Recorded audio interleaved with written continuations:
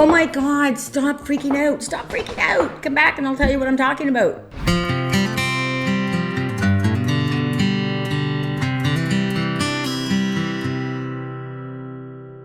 Hey Halifax, Brenda K here with the Halifax Home Selling Group and the sweet Miss Frankie who's here with me every day. So I'm having so many people come up to me and they're really freaking out over these interest rates. And especially there's been a lot of people that they're just getting into their home ownership journey.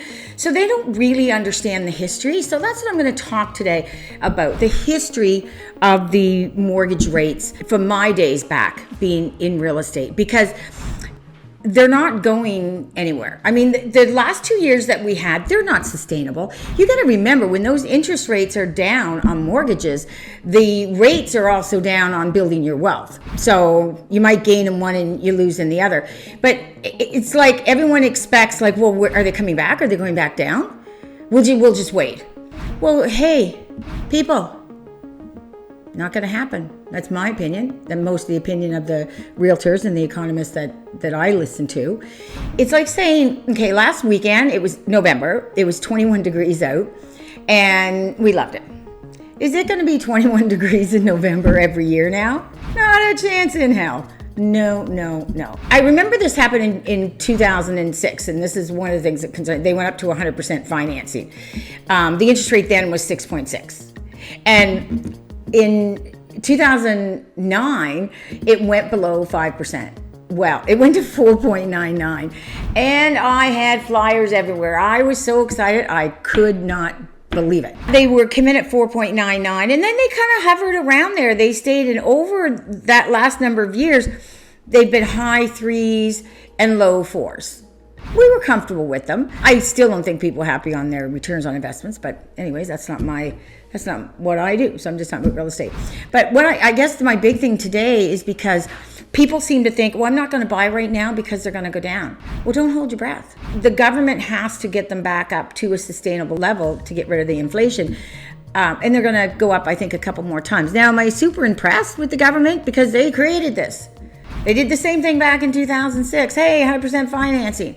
Oh man, did we ever screw that up financially for a lot of people? They're losing their houses. Oh my. Nice going, genius. Thank you very much to the government to do this to us. Hopefully they will come back down under 5. But that's not what we're talking about today. We're talking about the history of the numbers. So the other thing that happened during the pandemic and such low interest rates, and it's the first time I've seen it, even in all. I mean, I started trading my first house. We bought our first house in 1983. I know I've talked about that before.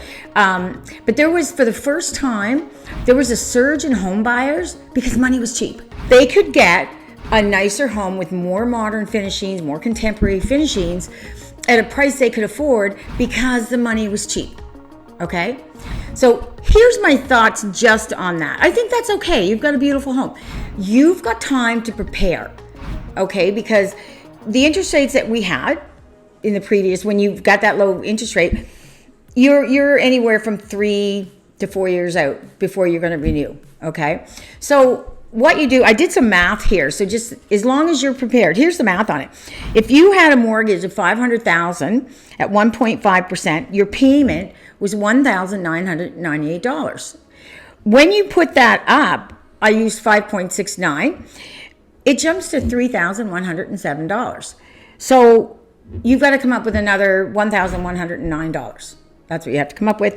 And if we did it on $300,000, the difference is you'd have to come up with $665. So please don't panic. Just adjust your lifestyle to it. So, but let's get back to the history of real estate interest rates. So traditionally, there are 5 Ds, what people measure to buy houses. You have your diplomas because you just graduated, you get married, you're buying your first house. You got diapers, you had babies, you need more room. You have, unfortunately, you have death, which is a terrible thing, but it does happen. You have divorce. And last but not least, you have downsizing. And that's pretty much what I did. We had our first house. We got it in 1983. We bought the old farm from my father-in-law, so he gave us 10%. We were absolutely thrilled that he gave us 10%. A year later, we bought another one. The interest rate was 13%. Another baby, another house. Another baby, another house. And then we stayed in that house for like 25 years. So why am I telling you this? I'm telling you this because the interest rates we were paying, we didn't question. That's what the interest rates were. And we adapted our lifestyle to what we can afford. But people will buy homes no matter what the interest rate is. So let's take a look back at history. So I'm going to veer off here and look at some numbers for you. So in 1983, the interest rate was 13.23%. In 1992, the interest rate was 9.53. This was the first time they had gone down below 10% since 1973. And then in 2003, they were 6.53. 2010, they went to 4.89. 2017 and pre-pandemic, they were in the high threes, low fours, right? I think there's going to be a couple more increases here. But I guess, again, what I'm talking about today is that the real estate is the cornerstone of building your personal wealth. And it will continue to be your largest asset. Don't let the interest rates stop you from achieving your home ownership goal. They're here, they're where they're going to be for a while. And if you got caught in the really low and bought a little bit higher than you normally would, just adjust your budget and you should be fine. And that's the history of interest rates here throughout, I guess, my home buying process. So I'm Brenda K. Thanks so much for tuning in. This is the sweet Miss Frankie. I got another video up here in the corner I think you'll like, and we'll see you next Thursday. Cheers.